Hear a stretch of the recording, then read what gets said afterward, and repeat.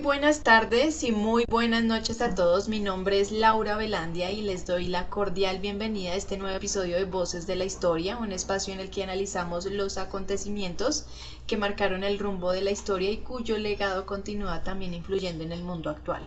En esta ocasión nos adentramos en un conflicto de enorme relevancia histórica, aunque con frecuencia menos conocido en la Guerra de la Independencia de los Estados Unidos, la Guerra Anglo-Española de 1779 a 1783. Y para guiarnos en este apasionante recorrido histórico contamos con un investigador de amplia trayectoria académica, especialista en historia militar e historia del mundo atlántico, cuya experiencia nos permite comprender las causas, el desarrollo y el legado de este conflicto desde una perspectiva rigurosa y documentada.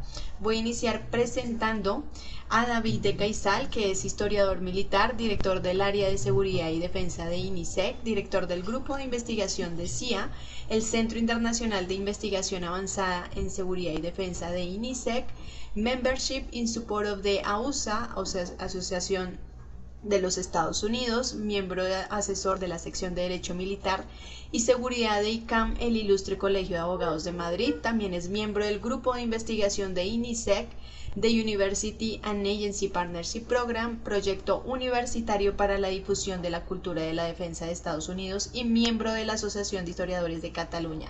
David, bienvenido a este nuevo episodio y te cedo la palabra para iniciar con esas palabras de presentación de esta actividad. Muchas gracias, Laura, por la presentación. Y nada, en este nuevo programa de Voces de la Historia, hoy hablaremos de la Guerra Anglo-Española de 1779 a 1783 y sus consecuencias en América a manos de nuestro invitado de hoy, el coronel Benito Tauler.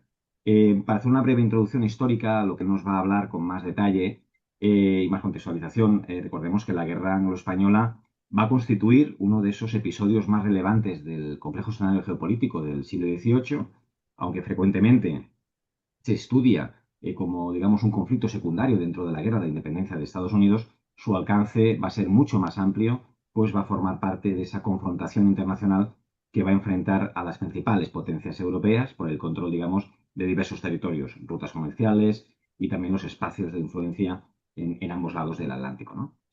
Tras la Guerra de los 7 Años, de 1756 a 1763, Gran Bretaña va a emerger como esa potencia dominante del sistema colonial mundial. Esta situación va a generar una cierta preocupación, sobre todo en las monarquías borbónicas, tanto de Francia como de España, que van a ver, pues, ciertamente amenazados sus intereses estratégicos y comerciales. Cuando las 13 colonias británicas van a iniciar ese proceso de independencia, el conflicto, pues bueno, va a abrir esa oportunidad para poder debilitar el poder británico y también redefinir un poco el equilibrio internacional. En ese contexto, España, bajo el reinado de Carlos III, va a decidir intervenir en 1779 mediante la firma del Tratado de Aranjuez con Francia, y aunque la monarquía española no apoyaba en principio esos ideales revolucionarios de los insurgentes norteamericanos, sí va a compartir ese objetivo, digamos, de reducir la hegemonía británica y recuperar territorios perdidos, ¿no? Especialmente en la Florida y Menorca. La participación española va a manifestarse tanto en el ámbito militar como en el diplomático. Las campañas dirigidas por Bernardo de Gálvez en el Valle del Mississippi y el Golfo de México, así como también ese apoyo financiero y logístico que va a proporcionar a los enemigos de Gran Bretaña y que van a contribuir de manera significativa en ese desenlace del conflicto. Asimismo, los acuerdos de paz de 1783, pues bueno, van a modificar ese mapa político de América y van a marcar ese inicio de una nueva etapa en las relaciones internacionales del continente.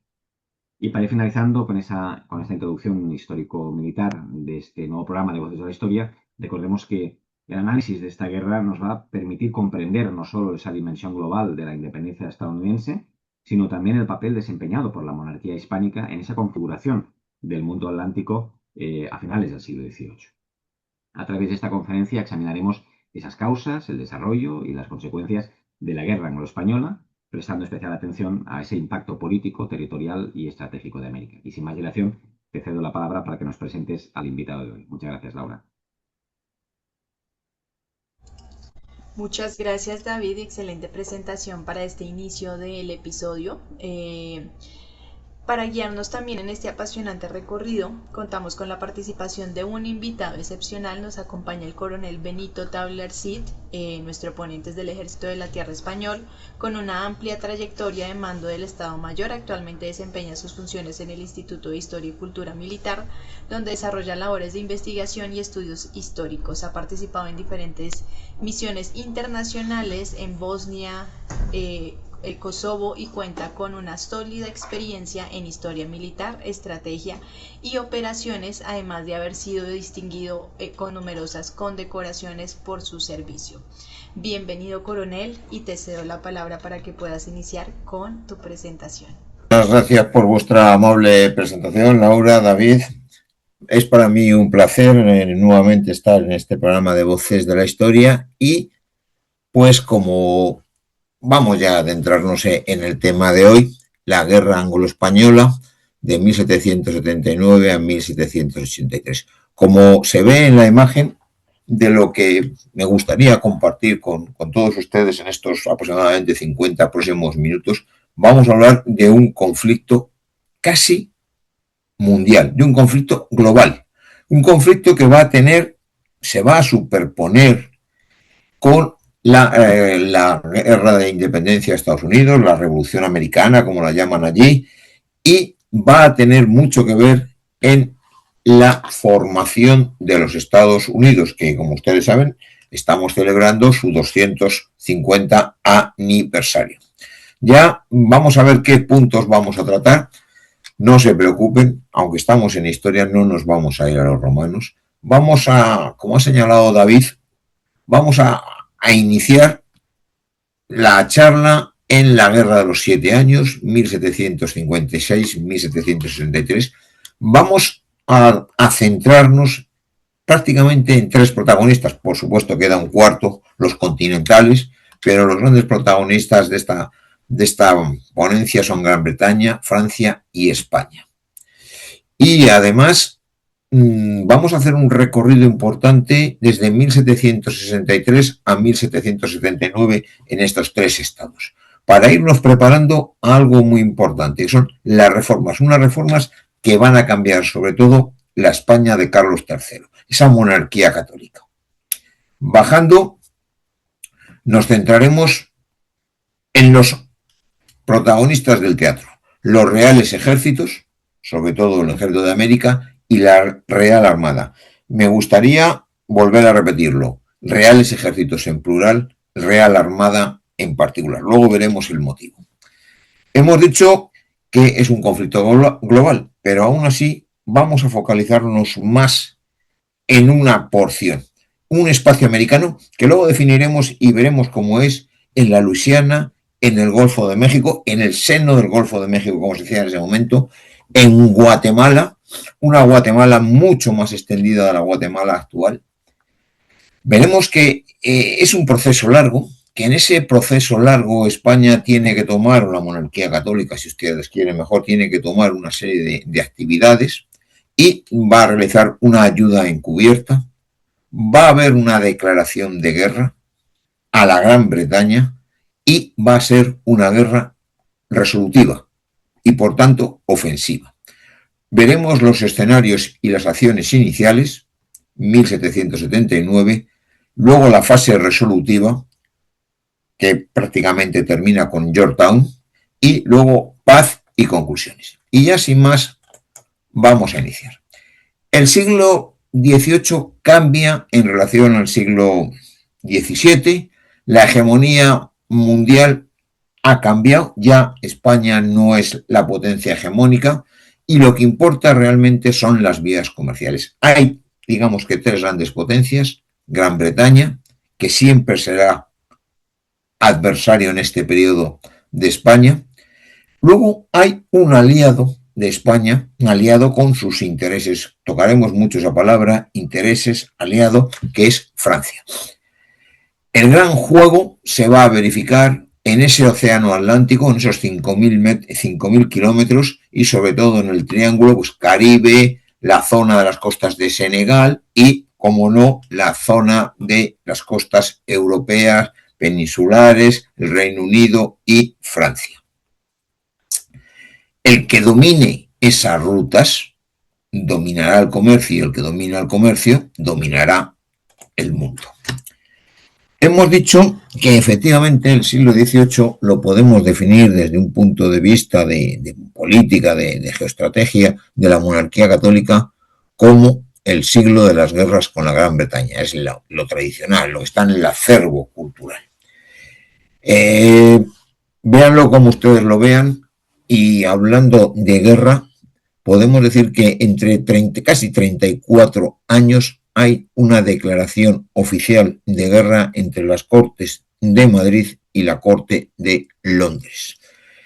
Verán, ahí tienen ustedes la lista. Me he permitido hacerla un poquito más extendida para cubrir todo el siglo, hasta el año 1809, fíjense, 1809, resulta que estamos en la Guerra de la Independencia, donde están fuerzas británicas y fuerzas españolas combatiendo contra las fuerzas napoleónicas, y España e Inglaterra están en guerra. Esto son cosas de la política. Pero verán que hay una serie de guerras, que además conflictos que se van a desarrollar tanto en Europa como en América. Ahí lo tienen, la guerra del asiento, al mismo tiempo que la guerra de sucesión austríaca, una guerra muy interesante, un conflicto muy interesante que siempre lo dejamos ahí en el olvido, 1770, 1774, crisis de Malvinas, crisis de la Unión Franco-Española, y la guerra de nuestro interés, la guerra anglo-española y la guerra de independencia de los Estados Unidos. Es de decir que el sistema del imperio español se defiende sobre todo en América con un sistema que le da un gran resultado, que es la triada defensiva.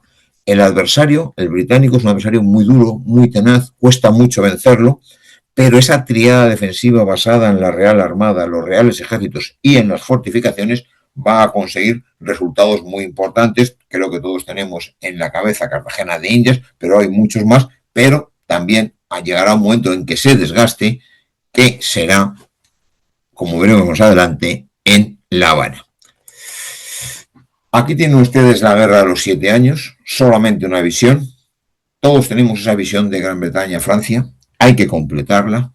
Gran Bretaña, Prusia, Francia, España, otro resto de potencias centrales, un conflicto que todo lo vamos a buscar en las colonias, pero que también es muy importante en Europa, esa acción de Prusia que va a cerrar la penetración francesa, que durante 2 años ha intentado penetrar en el centro, la va a cerrar. Esta guerra va a suponer prácticamente la pérdida del primer imperio colonial francés, y en el caso de España y del Reino Unido, las amenazas británicas al comercio y a los territorios, a las bases, mejor dicho, las bases logísticas, bases navales en Indias, van a ser permanentes. Habrá una declaración de guerra.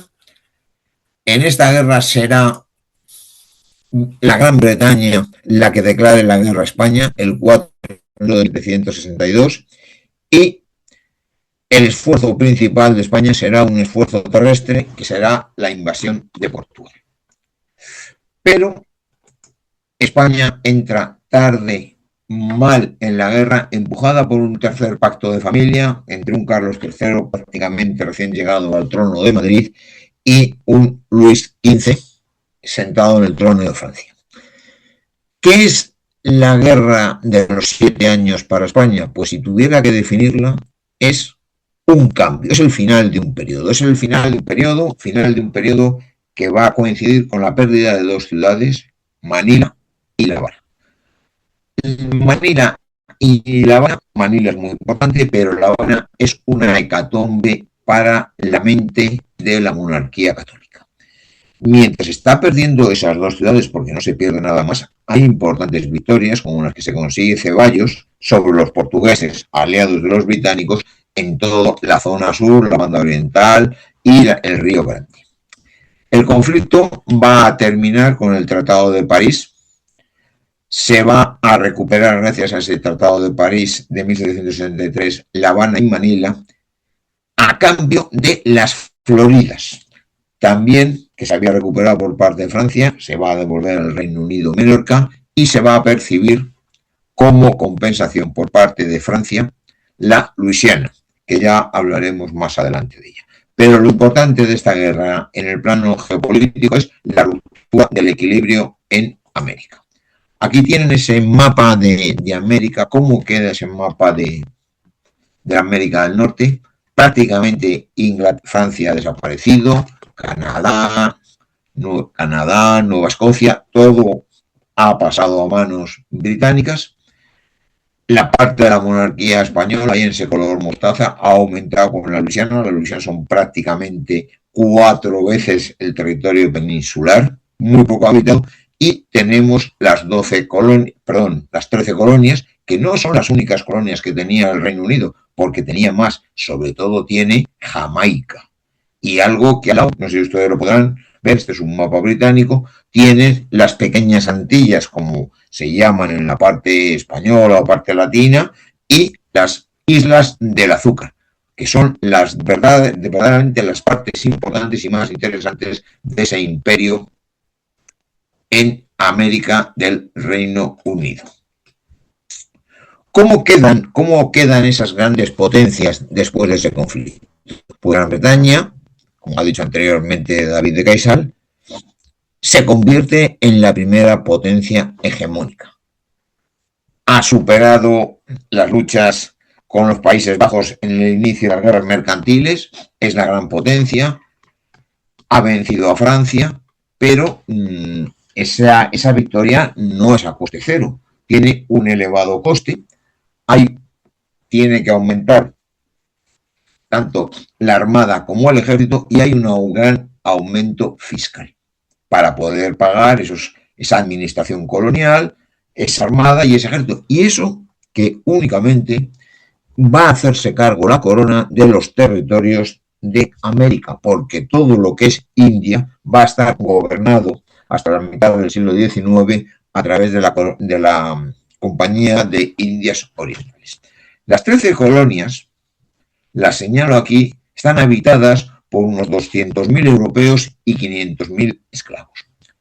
Por la parte francesa, Francia ha quedado muy debilitada y tiene una sensación de desquite, para lo cual necesita formar una gran coalición y, sobre todo, potenciar su marina para poderse enfrentar a la Royal Navy. Lo que de verdad quiere en ese desquite Francia está interesado en el comercio con América. La guerra de los 7 años la va a dejar con una crisis económica monstruosa, con un aumento de la deuda. Un poquito antes de iniciar la guerra, en 1778, el 50% de los ingresos van para pagar deuda fiscal. De tal manera que en 1788 está prácticamente al borde de la bancarrota. Y ese borde de la bancarrota va a ser lo que de verdad origine la revolución. ¿Qué pasa en España? ¿Qué tenemos en España? En España tenemos un rey, Carlos III, absolutista, seguidor del despotismo ilustrado, un hombre muy pragmático, muy medido, muy preocupado, pero hay 2 cosas en su carácter tan medido que conviene recordar, porque tienen una gran importancia en su cavilar. La primera es que en el año 1742, cuando acaba de hacerse cargo del trono de Nápoles, un escuadrón de la Royal Navy amenaza con reducir su capital a cenizas si no abandona pues ese pacto que tiene España, esos pactos de familia con Francia. Ante la pérdida de su capital, cede al escuadrón de la Royal Navy. Eso quedará en su memoria. Y el segundo punto será más tarde ya rey en España, pasado la crisis de la guerra de los 7 años, y es el motín de Esquilache. En la mente de Carlos III, los motines populares no tienen cabida. Aún así, con esas 2 grandes pegas, Carlos III tiene una gran virtud como político. No es que sea una mente brillante, pero es un hombre práctico y sabe rodearse de grandes estadistas. Estadistas como Grimaldi, que dirigirá la política española durante muchos años, hasta prácticamente 1777, le tomará su relevo Floridablanca y un tercer estadista fundamental, antiguo presidente del Consejo de Castilla, el conde de Aranda. Son hombres que tienen dos ideas claras: el servicio completo a la monarquía, siempre, y una visión de España en las dos orillas. España no es la península y las Indias es otra cosa, no. Indias y península es una misma cosa. Además, poco a poco, la armonía con Francia se irá difuminando hasta prácticamente 1770. Esa guerra de los 7 años hay que superarla y hay que ir preparando el futuro. En esa preparación del futuro, Carlos III se vuelve a rodear ya de una serie de secretarios de Estado. Uno de ellos es José de Gálvez, que es una parte de esa nueva nobleza de servicio que va a nutrir todas las carreras del Estado. Recuerden que en aquellos tiempos las carreras del Estado son la carrera del Ejército, la carrera de la Armada, la carrera de jurisdicción y la carrera de Estado, la diplomacia. Uno de esos hombres será José de Gálvez, un hidalgo que llega al letrado, que llegará al puesto de secretario de Indias. Entre las grandes reformas no las vamos a tocar todas porque es imposible. Carlos III es el creador de verdad del Ejército de América. Establecerá el libre comercio en 1778 entre los puertos de la península y todos los americanos. Se acabó el estanco de Cádiz. Se transformará toda la administración imperial, se creará el virreinato del Río de la Plata, la Gobernación General de Provincias Internas, la Capitanía General de Venezuela y el resto de capitanías generales cobrarán todavía mucha mayor independencia, con lo cual se va a fortalecer mucho todo el tema de defensa y seguridad. Bueno, pues aquí estamos, hemos hablado de José de Gálvez. José de Gálvez llama la atención por sus capacidades y es nombrado visitador, sobre todo en el campo económico de Nueva España en 1765, pero la verdad es que su actividad desborda el campo económico y crea un resurgimiento del virreinato del Río de la Plata, sobre todo económicamente. A la vuelta, vuelve a España y es nombrado secretario del Despacho de Indias. Con esos criterios estará en su puesto 11 años. La continuidad será inmensa. Estamos en el siglo XVIII, es el siglo del despotismo, y Gálvez tiene una serie de hermanos, tiene 3 hermanos, que a la larga pues los irá colocando en puntos claves. Su hermano mayor, Matías de Gálvez, un oficial regular de artillería, será su hombre de confianza para ir a gobernar en los tiempos de crisis un territorio fundamental, la Capitanía General de Guatemala. Su otro hermano pequeño, Miguel Gálvez, será un jurista, embajador en Berlín, íntimo amigo de Federico el Grande. Será un hombre que vaya separando a ese Federico el Grande del Reino Unido, pero su tercer hermano, el pequeño, Antonio Gálvez, bueno, es nombrado comisario general de rentas de la Bahía de Cádiz y tiene problemas, hay que apartarlo porque las rentas no llegaban, se quedaban en algún sitio. Finalmente, en la siguiente generación tenemos a Bernardo de Gálvez, gobernador militar y político de la Luisiana y al final comandante general del Teatro de Operaciones de América. Sí que nos vamos a fijar un momento en las reformas militares, las reformas de los reales ejércitos, sobre todo en la reforma del ejército regular, la línea y de las milicias. El gran problema del ejército de la monarquía en el siglo XVIII es el reclutamiento. Faltan voluntarios y hay que recurrir a las levas honradas a vagos. No son buenos los sistemas y entonces la solución que se establece en España es pasar gente de las milicias al ejército. Está muy bien, pero esto va en contra de todos los sistemas de la Ilustración y lo que se va a buscar es establecer el reemplazo de larga duración. No quiere decir el servicio militar obligatorio, puesto que el servicio militar obligatorio en España se establecerá en 1912, sino ir cubriendo poco a poco todos los años parcelas del ejército para ponerlo al completo. Las otras grandes reformas que van a tener lugar en el ejército y sobre todo con vistas a América es La Habana. La Habana, la Capitanía General de Cuba, es la plaza fuerte no solo de la Armada, sino del ejército, de la Armada, de las Fuerzas Armadas en América. Es el nexo con España, es la plaza principal de armas. Solamente tiene un pequeño problema, que económicamente no es fuerte y para pagar esas instalaciones y esas unidades tiene que mandarse situados desde Nueva España. En cuanto a la Armada, después del conflicto de esa guerra de los 7 años, también tiene que sufrir una reforma. El problema principal de la Armada en el siglo XVIII es el personal tanto de su dotación, o sea, de la marinería, como de sus guarniciones. La guarnición de los buques de la Armada podía integrarse por hombres de la infantería de marina o del ejército de tierra. La Armada tiene una gran capacidad de generación, pero en todo el siglo XVIII tiene mayor presupuesto en inversión que en mantenimiento. Eso será un problema muy serio que se verá al final en Trafalgar.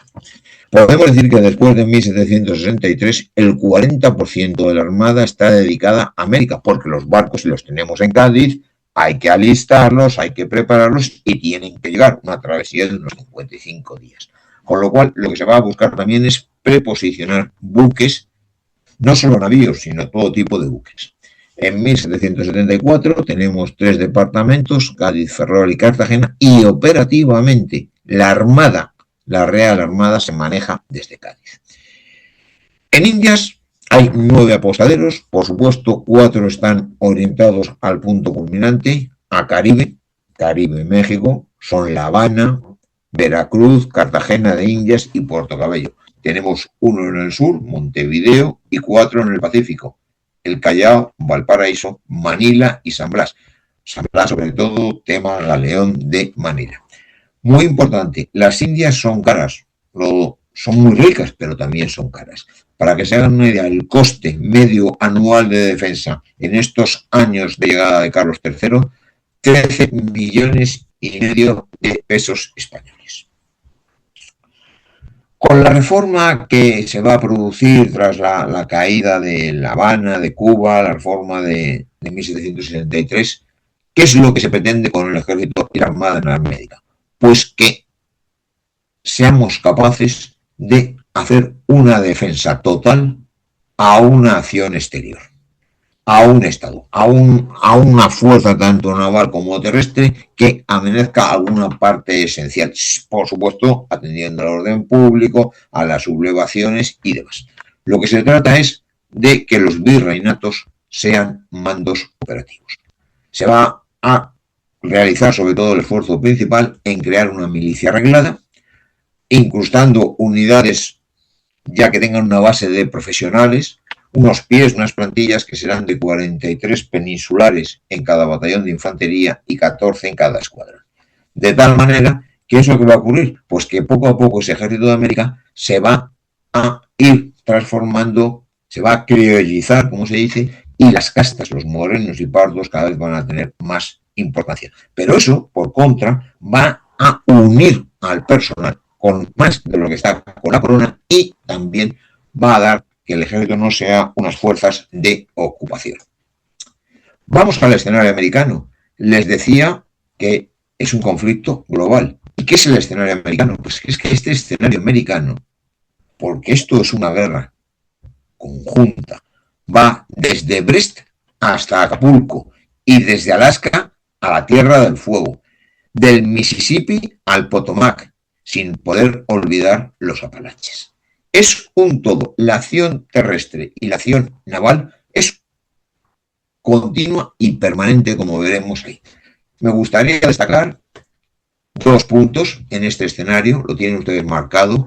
La capitanía general es el punto de unión, el punto más débil del imperio. Nueva España, con los 3 virreinatos del sur, fundamental defender eso, lo veremos20 está la zona de las grandes lagunas, en algunos momentos hay desde la laguna al mar Pacífico 20 kilómetros, 18, 20 kilómetros, y se puede navegar prácticamente, hay idea hasta de un canal a través del río San Juan.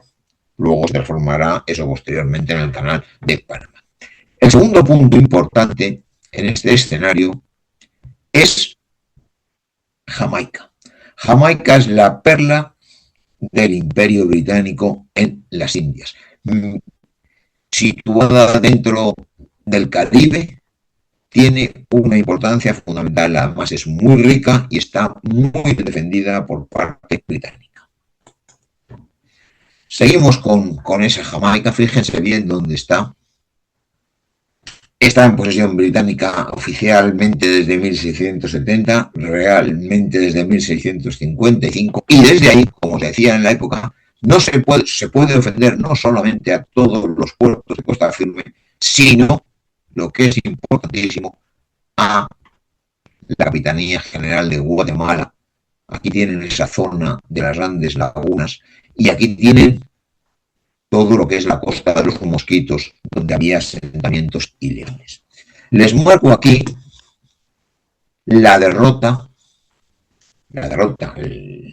la dirección de las flotas del Tesoro que desde el Virreinato de Nueva España y La Habana salían hacia la península. Siguiendo más con ese territorio americano, vamos a la Luisiana. La Luisiana es inmenso, lo hemos dicho. De esa Luisiana francesa se divide prácticamente en dos, como consecuencia de la Guerra de los 7 años. Todo lo que es la parte este será inglesa, pero la parte oeste es española. La división, pues el río Mississippi.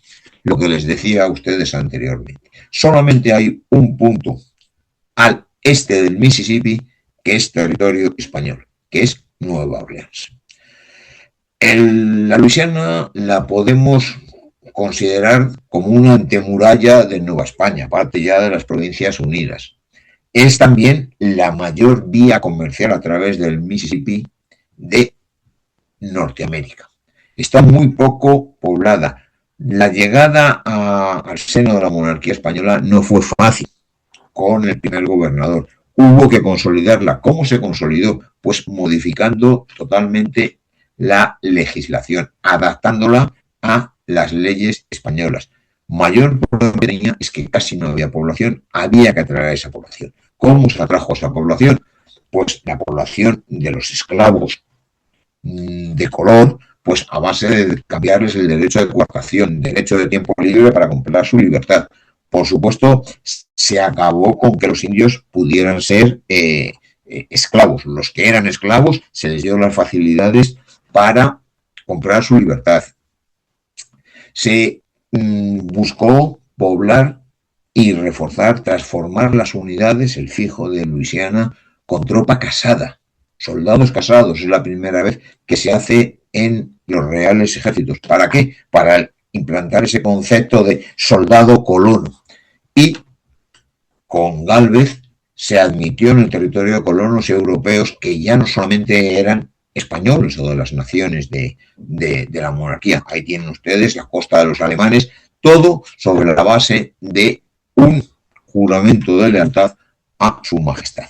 De tal manera que estas medidas dieron resultado y de ahí al final pudo sacar Gálvez y sacará un nuevo ejército, un ejército heterogéneo, completamente distinto a lo que había antes, pero muy eficaz, como se puso a manifiesto en los años. Bien, aquí ya vamos al terreno y vamos a seguir viendo ese terreno. Aquí tienen ustedes los asentamientos británicos en las zonas que nos interesan. Les he marcado el número 1, es Natchez, Baton Rouge. Baton Rouge, saben ustedes la importancia que tiene, es el núcleo de comunicación. Cuando Baton Rouge cayó en la guerra de secesión americana, la economía del sur fue caótica. El segundo punto importante es la movila. Fíjense ustedes lo que decíamos antes. El dominio de la movila significa prácticamente 1/3 del Golfo de México. El siguiente punto, Pensacola, con el resto de la costa, y San Agustín. Les recuerdo que la deriva de nuestras flotas pasaba por La Habana, Bahamas, para coger ya los territorios del norte. Con lo cual, tener todo esto significaba que el flanco del comercio español estaba amenazado. Aparte de eso, Jamaica nuevamente y los territorios en la costa de los Mosquitos. Hemos hablado del territorio social, del territorio geográfico. Vamos ahora al territorio social. El escenario social de las 13 colonias. Primero, para señalaros, ahí tienen ustedes las 13 colonias. Fíjense que están divididas, luego lo veremos, las colonias del norte y las colonias del sur. Ya en esos momentos ya existía esa división. Lo primero que hay que decir es que la población, a diferencia de la población de los territorios virreinales españoles, era una población no homogénea. Ahí había británicos, había escoceses, había irlandeses, había franceses, había alemanes, había nórdicos, había holandeses, había cuáqueros, había puritanos, había católicos, había anglicanos, había de todas las diferentes expresiones de la religión cristiana que teníamos en Europa. Además, ya de esas diferencias, las colonias del norte, acuérdense, 2 millones de habitantes, estaban más pobladas y tenían pues ya una tendencia hacia la industria. Por contra, las colonias del sur, 500.000 de esclavos de color, eran totalmente agrícolas. Virginia será, como siempre, la línea de separación del norte con el sur. No estaban acostumbradas a aguantar presión fiscal como consecuencia de esa guerra de los 7 años, de la necesidad de impuestos, empiezan a tener presión fiscal. Y, muy importante, sin ninguna representatividad en Londres. Además, estas colonias, cada una, unas eran colonias reales, otras no, tenían unos sistemas de unión con la monarquía completamente distintos de los virreinatos con la corona española. Acuérdense la expresión, el reino de Quito, el reino de la Plata. Aquí no hay, aquí cada uno es distinto. Con lo cual, mediante un proceso largo, se va a ir originando motines, algaradas, hasta llegar a proclamarse la independencia. La independencia hay un proceso ya largo y en el segundo congreso, el 4 de julio de 1776, se declara la independencia. 13 estados libres e independientes. Importante, pero estados libres e independientes, pero con una escasez de todo. Tienen hasta escasez de efectivo. La moneda tendrá que coger el peso fuerte español, el dólar español. No tienen ningún tipo de ejército. 5.000 hombres forman, prácticamente 4.000 son milicianos. No hay armada, no hay oficiales profesionales, no hay artilleros, no hay ingenieros. Tienen problemas muy serios de reclutamiento. Se elige a George Washington, que es un coronel de milicias de Virginia, por ser un hombre del medio. ¿Qué quiere decir esto? Que con esta situación, si no hay una ayuda europea, esto hubiera terminado pues, en una sublevación, en continuos motines, pero difícil de obtener la victoria. Y ellos lo sabían. Sin la ayuda de las potencias europeas era muy difícil de conseguir. ¿Qué ha pasado mientras tanto en España durante todo este periodo? Pues que en España, a diferencia de la guerra de los 7 años, que vuelvo a decirlo, se entró tarde y mal, se ha empleado un tiempo de preparación. Un tiempo de preparación dirigido por Grimaldi, que será sustituido finalmente por Floridablanca en 1776, como consecuencia del desastre de Argel, porque España, aparte de atender a todos sus territorios, tiene problemas con los territorios, con el imperio marroquí, que era distinto de lo que hay hoy día. ¿Cuál es la teoría que hay en la corte? Pues la teoría que hay en la corte es clarísima. Prepararse para la guerra como si fuera inevitable, pero hacer todo lo posible por evitarla. Esto es frase de Floridablanca. ¿Cómo se va a hacer esa preparación? ¿Cómo? Porque al final el choque, como se va viendo, es inevitable. El choque entre las dos potencias, que además ya han visto ustedes que en el norte de América ya no hay colchón. Pues se va a actuar con independencia de Francia. Sí va a haber un pacto, un tercer pacto, pero siempre subordinado a los intereses nacionales. Hay una relación de vecindad importante, hay un miedo al contagio, lo hemos visto, pero también vemos que las poblaciones son completamente distintas y responderán de forma distinta. Fundamental la preocupación por el comercio. Hay que prepararse militar y económicamente. Con lo cual se entrará en una época de completar unidades, alistar navíos, producir más armamento, todo. Se buscará además replegar las fuerzas que se han enviado al Río de la Plata con Ceballos en 1776. Son cerca de 14.000 hombres que cuando vengan estarán muy habituados ya a los climas de Indias, tendrán una experiencia muy importante. Esas fuerzas llegarán a la península en septiembre del 78. Y al mismo tiempo se va a desarrollar una acción diplomática en todo el Estado. O sea, lo que se está viendo es que esta preparación es una preparación de toda la maquinaria estatal. Floridablanca va a intentar maniobrar para llevar a mediar entre los colonos y Londres y también con Francia, porque Francia ha firmado ya un tratado de amistad y comercio un año antes de que España declare la guerra al Reino Unido y está prácticamente funcionando como aliado de las colonias, sí que es aliado de las colonias, contra Inglaterra. Lo que ofrece Floridablanca por esa mediación es recuperar Gibraltar. Lógicamente el gobierno inglés no accederá y a medida que se vayan cumpliendo los plazos, la llegada de la carrera de Indias en junio del 78 con 24 millones de pesos fuertes. La llegada que hemos visto antes de Ceballos pues va a permitir que el 3 de abril del 79 España lance un ultimátum al Reino Unido.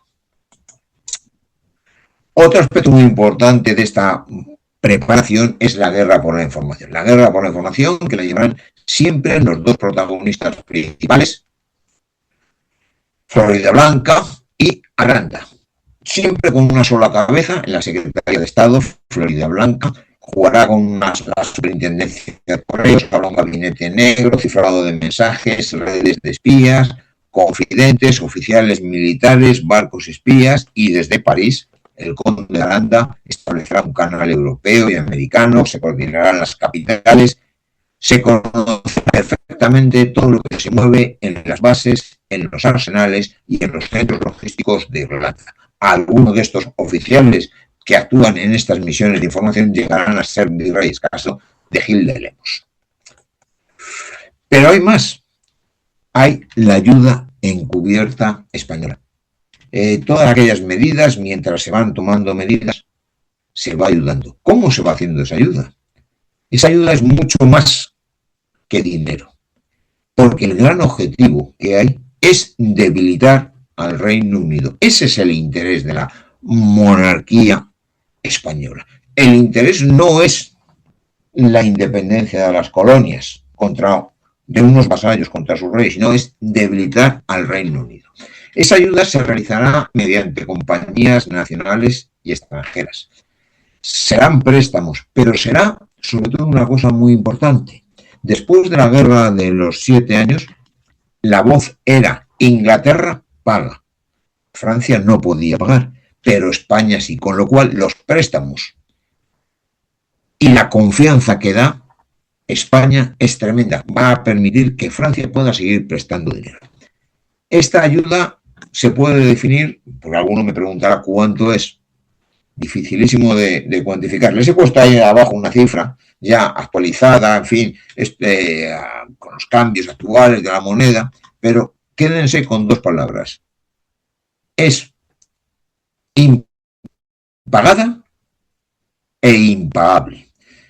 Si ustedes quieren, en vez de una cantidad de 80.000 millones, busquen una cifra más fácil de entender, puede ser el 5% del PIB español o 3 años de la partida de defensa del Reino de España actual.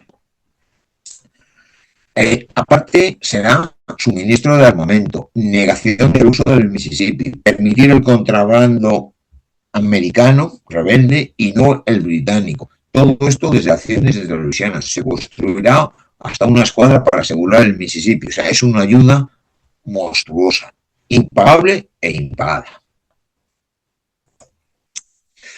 Pero mientras esto está ocurriendo, el Reino Unido también actúa. ¿Cuáles eran los planes, la idea de intervención del gobierno de Londres? Pues dos esfuerzos. El primer gran esfuerzo en los territorios de la Luisiana, actuando con fuerzas regulares desde las Floridas para acabar con Nueva Orleans, penetrar en la zona de las provincias internas y, en una fase posterior, actuar sobre la zona de San Luis de Potosí y las minas de México, y también, por supuesto, del comercio que venía de Manila. Ese esfuerzo principal se comprendería con un segundo esfuerzo secundario desde el norte a través del Mississippi, sobre todo realizado con regulares, pero con fuerzas de las naciones indias. Para este gran esfuerzo, con estos dos vectores de fuerza, vendría un segundo gran esfuerzo, un esfuerzo secundario desarrollado desde Jamaica para romper en Guatemala el imperio, con fuerzas terrestres y navales. Aparte que desde Jamaica, pues las unidades navales cooperarían en esa acción de Nueva Orleans. Ante esto, y mientras estaba en esa preparación, se establece el tratado, la Convención Defensiva de Aranjuez del 12 de abril del 79, entre España y Francia. Es un magnífico documento diplomático que voy a destacar tres artículos. El artículo 7, donde marca los objetivos. Recuperar la orilla este del Mississippi, recuperar el comercio y el dominio del comercio en América del Norte. Recuperar Movila, Pensacola y Florida, todo lo que es el seno del Golfo de México. Recuperar Gibraltar y recuperar Menorca, que, como hemos dicho anteriormente, después de la guerra de los 7 años se había vuelto a entregar. Expulsar a los británicos de la bahía de Honduras. Revocación del corte de palo de tinte de Campeche, no solo por el tinte, sino porque esa zona tenía unas maderas magníficas fundamentales para las armadas. Pero en ningún momento en ese documento hay idea de reconocimiento del rey de España a la independencia de las colonias. Nunca. Y además se fijaba que la recuperación sin Gibraltar, de hecho de otra forma, sin Gibraltar, inicialmente no habría conversaciones de paz. De esa forma se llega a la declaración de guerra de España a Gran Bretaña de 21 de junio. Es un nuevo concepto de guerra, fíjense, basado en la anticipación y en preparar las cosas, el reverso de la guerra de los 7 años.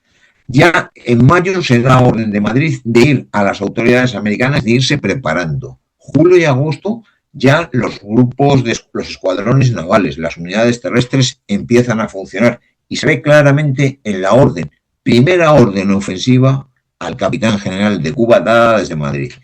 El rey ha declarado como el principal objetivo de sus fuerzas en América, en la guerra contra los ingleses, expulsarles del Golfo de México y del Mississippi. Fundamental, asegurar líneas de comunicación y recuperación territorial. Pero también tenemos el escenario europeo, clave, Gibraltar, que la idea es realizar un bloqueo tibio, en palabras del conde de Aranda, por un bloqueo con los medios de la época o un sitio o una acción sobre Gibraltar muy costosa y prácticamente imposible. Nuevamente toda la maquinaria del Estado se pone en movimiento. Se firman ya acuerdos de comercio con Marruecos, con lo cual se llega a la paz. Pero si esto se hace por parte de España, Gibraltar será la base del esfuerzo de la Royal Navy. La Royal Navy intentará siempre mantener la plaza de Gibraltar y la romperá los bloqueos, romperá los sitios, por supuesto, a cambio de otras cosas.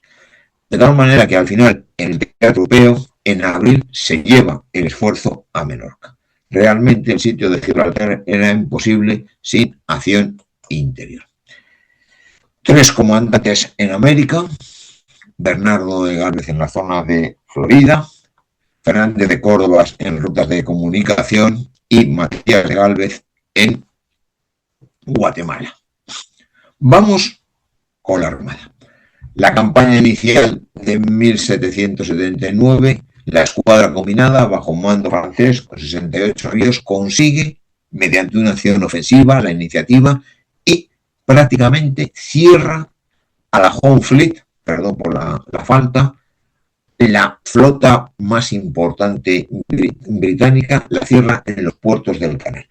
Posteriormente, una descoordinación aliada, diferencia de intereses, realmente no es diferencia de intereses, es la falta de desarrollo económico, de potencial económico, hará que esa flota combinada, esa escuadra combinada tenga que bajar y el cierre será menor.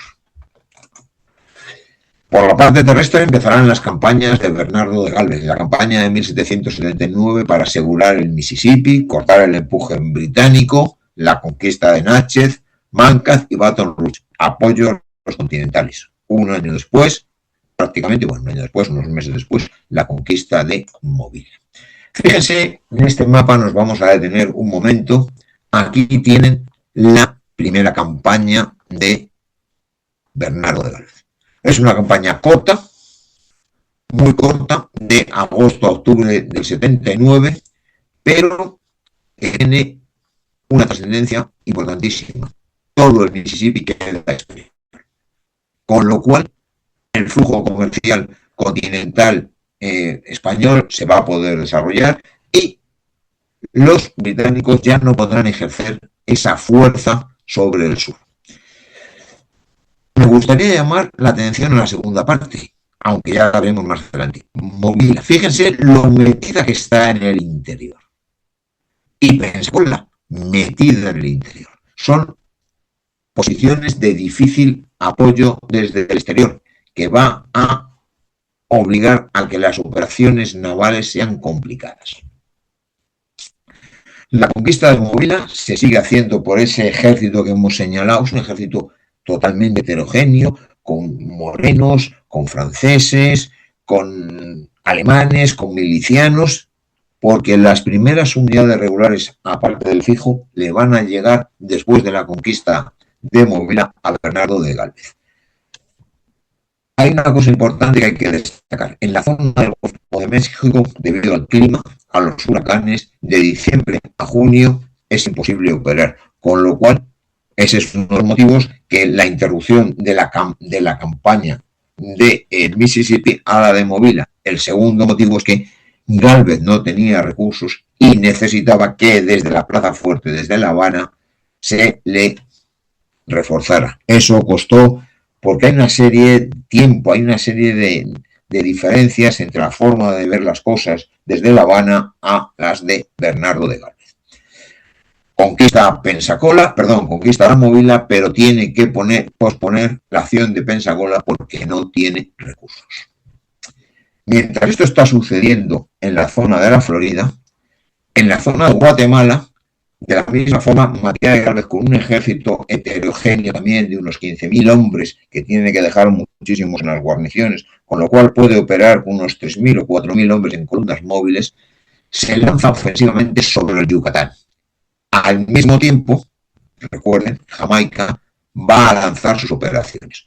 Operaciones que en un primer momento, con la base desde Roatán, van a conseguir tomar San Fernando de Omoa en el norte y van a actuar también más adelante, ya en enero del 80, sobre el río San Juan, al norte y al sur, para conseguir ese cruce.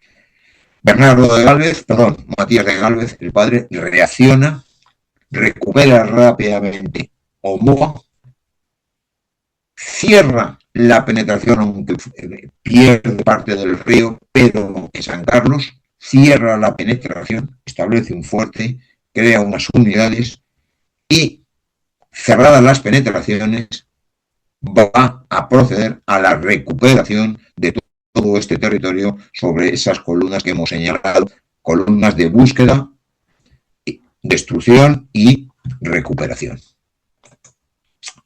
Pero el punto clave va a ser nuevamente la acción política. Florida Blanca decide en el otoño de 79 llevar la guerra a América, abrir un segundo frente para ofender Luisiana y después Guatemala, reforzar Antillas y fíjense lo que no aparecía en los objetivos, Jamaica, recuperar Jamaica.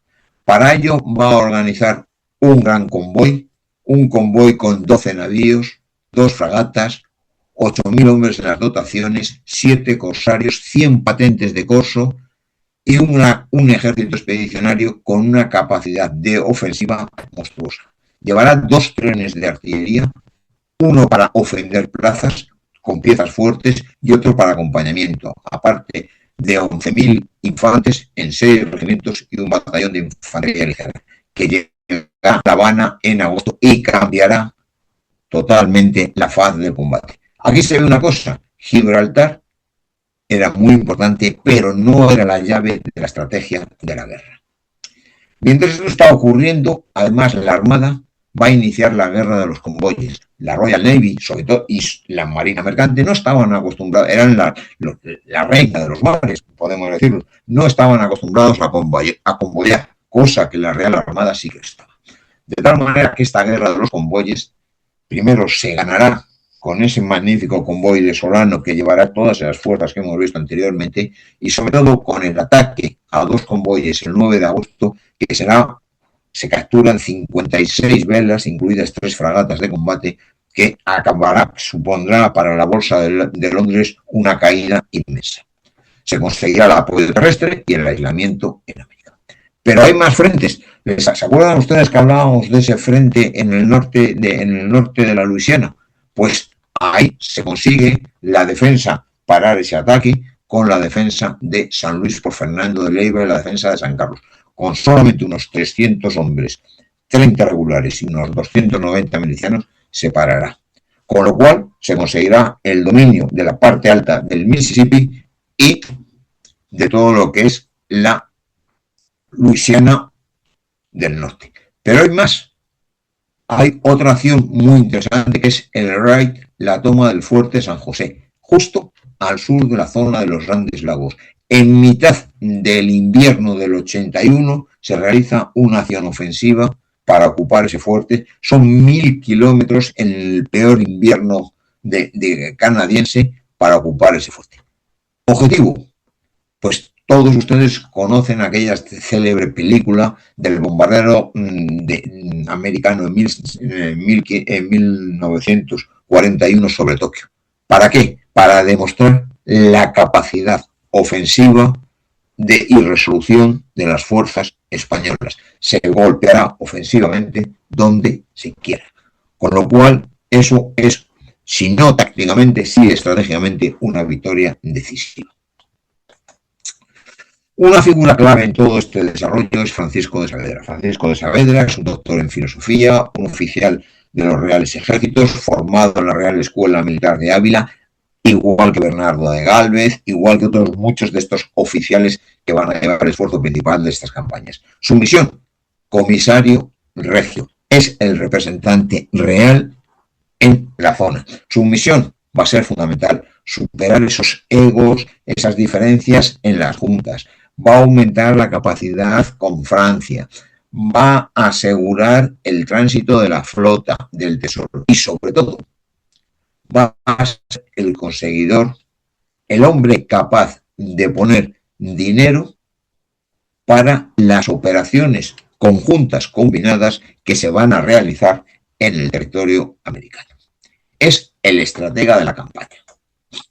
Bueno, queda una operación que es la que ustedes conocen todos, la conquista de Pensacola en 81. Gálvez va, gracias a su criterio, a esa acción del estratega de Saavedra, va a poder disponer de los recursos de La Habana y va al mando de una fuerza conjunto combinada que con 4 agrupaciones, una agrupación formada por esos veteranos que lleva desde Mobile a Nueva Orleans, constituidos son regulares, fuerzas regulares, dragones, milicias, una segunda agrupación que lleva irlandeses fundamentales en la lucha contra los británicos, balones que sirven de cohesión con los elementos franceses, hombres de la milicia de Cuba muy experimentada, muy instruida, ya refuerzos de línea de la península, otra agrupación completa francesa, y el apoyo de la Armada va a conseguir la conquista de Pensacola. Conquista de Pensacola, aquí tienen la ciudad, las posiciones, es prácticamente la misma situación que la que había en La Habana. El fuerte fundamental, la posición fundamental, el fuerte Jorge, y arriba, superior, dos reductos o dos fuertes, el fuerte del Sombrero y el fuerte de la Media Luna. Lo que importaba era este, pero desde aquí se dominaba este. Si estos caían, se dominaba este. ¿Qué es lo que ocurrió cuando una de las granadas de artillería española voló el polvorín del fuerte de la Media Luna? El ataque combinado con los apoyos navales y de las fuerzas terrestres. Esta toma de Pensacola se realiza con otro hombre de la Academia de la Escuela Militar de Ávila, Ezpeleta, como mayor general, y es un modelo de organización militar. Se organizan las fuerzas por capacidades, 4 brigadas de línea y 3 divisiones. Una de ligeros, una francesa, una volante, otra de ligeros, una de volante, que es la de ligeros, la francesa y la artillería. El combate se da con un amplio uso de apoyos de fuego, cañones ligeros de apoyo directo a los batallones y sobre el combate a base de unidades de preferencia. Los mandos mandarán en vanguardia, por eso el número de bajas de oficial es importante. Y ese apoyo de fuego será sobre todo contra el empleo de los nativos, que serán las fuerzas que los británicos usen más abundantemente para enfrentarse a las fuerzas españolas. A Pensacola, el esfuerzo principal, otra orden real, pasará a Matías de Gálvez, que, vuelvo a insistir, no era un frente secundario porque estaba el hombre de la máxima confianza del ministro de Indias, su hermano. Bien, en una nueva campaña, después ya de limpiar la zona del río San Juan, de recuperar todo lo que es la costa de Mosquitos, va a iniciar la recuperación de la isla de Roatán mediante una acción conjunta de la Armada. La recupera. Esta isla está a 70 kilómetros, con lo cual la situación prácticamente queda limpia en Guatemala y lo que se empieza a ver amenazada es Jamaica, porque además todas las fuerzas que se han liberado tras Pensacola se estaban concentrando en Haití, para actuar sobre Jamaica. Pero mientras tanto en Península lo que va a caer, el esfuerzo principal, ha pasado a Menorca. Menorca era otra base naval británica y en febrero cae en manos de las fuerzas españolas del duque de Crillon. Gibraltar se resiste, los últimos ataques, sobre todo el sistema de baterías flotantes, no fue eficaz y Gibraltar resistirá, aparte que la Royal Navy periódicamente la sigue socorriendo. Poco a poco llegaremos hasta octubre del 81, la batalla de Yorktown. La batalla de Yorktown será en la zona de Virginia, será la última batalla terrestre. No habrá participación española, pero sí que se ganará con el dinero español que Saavedra ha conseguido. Con ese dinero se pagará a los continentales, se pagará al ejército francés y se pagará a la flota francesa. A partir de ahí ya toda la zona norte queda liberada y permitirá bajar todas las fuerzas para preparar la acción sobre Jamaica. No obstante, habrá otra victoria española que será la conquista de las Bahamas, pero la Royal Navy consigue una victoria importante sobre la Armada francesa en Saintes y el Conde de Grasse, con lo cual va a suponer que se pierda parte del dominio o se pierda el dominio en el Caribe. Esto supondrá el aplazamiento de la conquista de Jamaica y el paso a la guerra defensiva. La realidad es que las naciones empiezan a estar ya agotadas. Y nos llevará a los tratados de paz. Tratados de paz que son 4.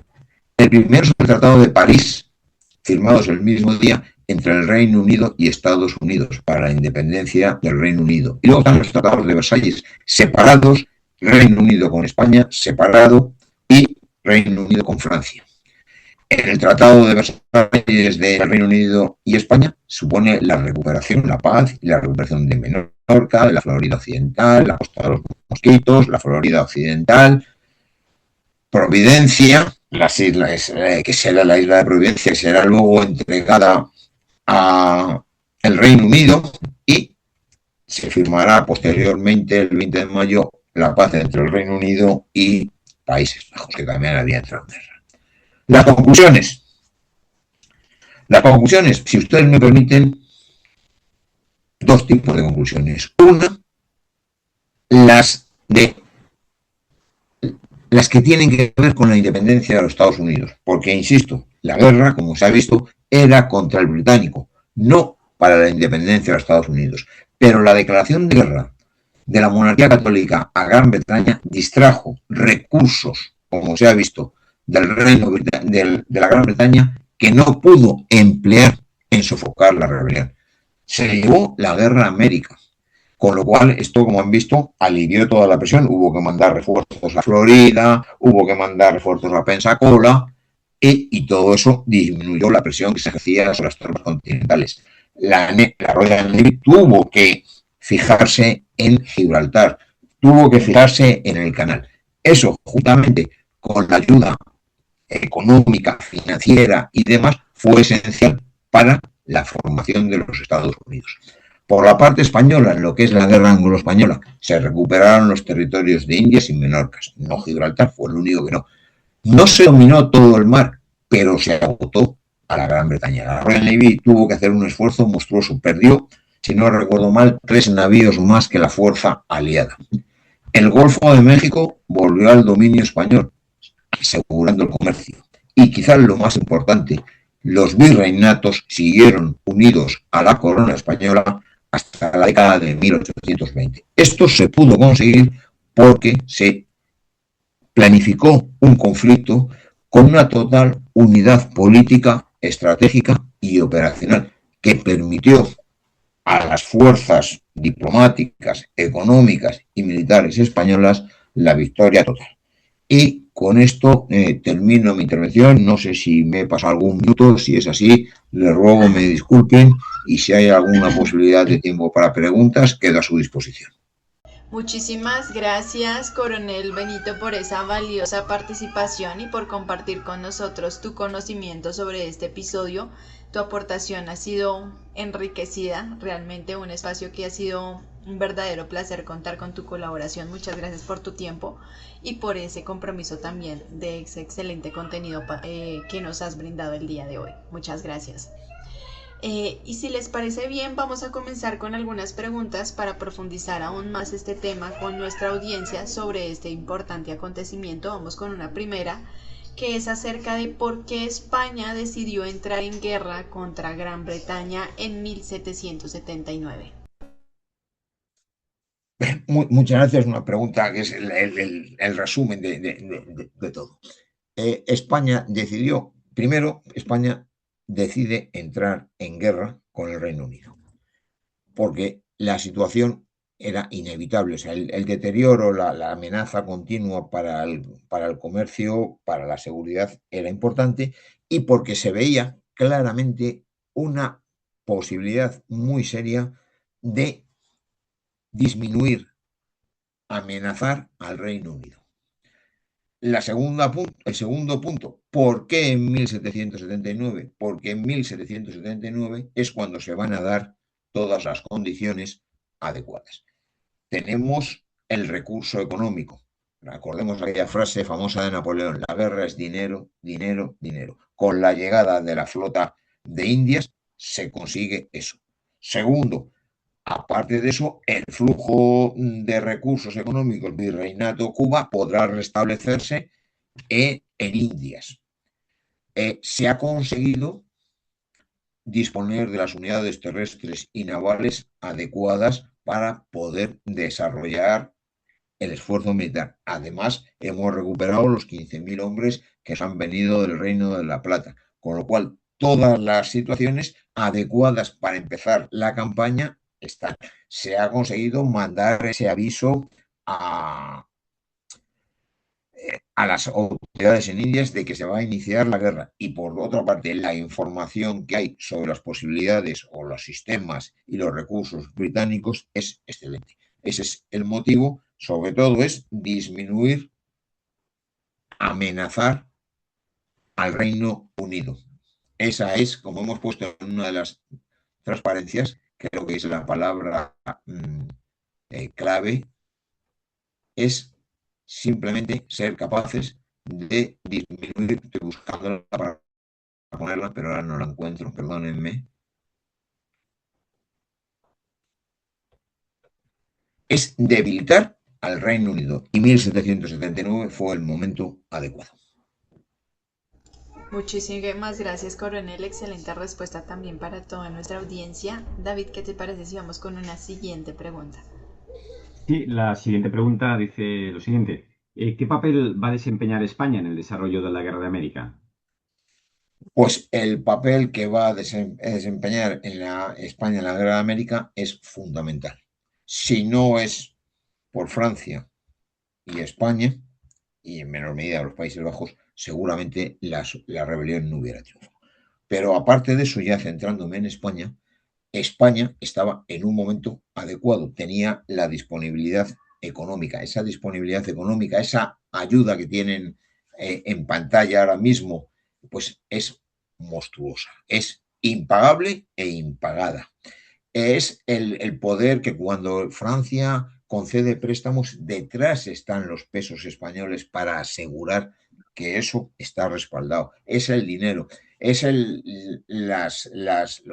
las municiones que llegan a América, los fusiles que llegan a América, las bayonetas que llegan a América, los uniformes que llegan a América, las mantas, las tiendas de campaña. Todo eso es lo que va a permitir a Washington poder ir desarrollándose y poder enfrentarse más o menos en campo abierto a las fuerzas británicas. Y aparte de eso, la cantidad de recursos que el Reino Unido no puede enviar al combate contra las 13 colonias, porque las mejores unidades de la flota británica están socorriendo Gibraltar. Los grandes combatientes gesianos que están apoyando, muchos de ellos tienen que bajarlos a Florida. Jamaica pierde montones de recursos en sus operaciones contra Guatemala. Bueno, el Lord Nelson recibirá en el Río de San Juan su primera derrota por parte española. Esa es la contribución tanto de aminorar la presión que se ejercía sobre los continentales como el apoyo económico y material que se les da. Claro, como tú muy bien has detallado en la exposición, Benito, está claro que las victorias españolas, tanto en Baton Rouge como bien especificabas en el mapa, en Mobile o Pensacola, van a dificultar, ¿no? Ese abastecimiento británico y van a ayudar, evidentemente, a los insurgentes norteamericanos. Además, Efectivamente, David, es fundamental. O sea, es que el dominio del Mississippi permite continuamente el contrabando, o como quieras decirlo, a favor de los y el comercio a favor de los continentales. Y luego hay una cosa que es importantísima. Las flotas, por ejemplo, cuando en un momento determinado, como hemos visto en la batalla de Yorktown, ¿no? Hace falta pagar a ese ejército continental que está a punto de, porque es que no comen, hace falta dinero, pues como ya el seno está abierto, el seno del Golfo de México está abierto, se pueden mandar los pesos de los situados de Nueva España a La Habana y de La Habana mandarlos a Virginia para pagar a esos ejércitos o para pagar a la misma flota de Grasset. Es un conjunto de operaciones que ha limpiado toda esa posibilidad, todo ese desarrollo financiero. claro, me imagino que esos recursos económicos, tanto en armas, apoyo logístico, que evidentemente van a contribuir al desgaste de las filas británicas en la campaña. Efectivamente. Efectivamente, y es que más es lo que da, o sea, porque las fuerzas americanas no llega un momento en que tienen uniformes hasta rojos, ¿no? Porque son parte de los uniformes que están en los vestuarios de las unidades españolas, y hay unidades, pues, que como tú bien sabes, había unidades del ejército español que iban vestidos de rojos, Sí, como las casacas, por ejemplo, los regimientos irlandeses. exacto. Bueno, pues muchas gracias por tu respuesta, Benito. Muchas gracias. Vamos con una pregunta acerca de cuáles fueron las principales consecuencias territoriales de la guerra para España en América. Bien, para las consecuencias territoriales de España fue recuperar esencialmente las Floridas.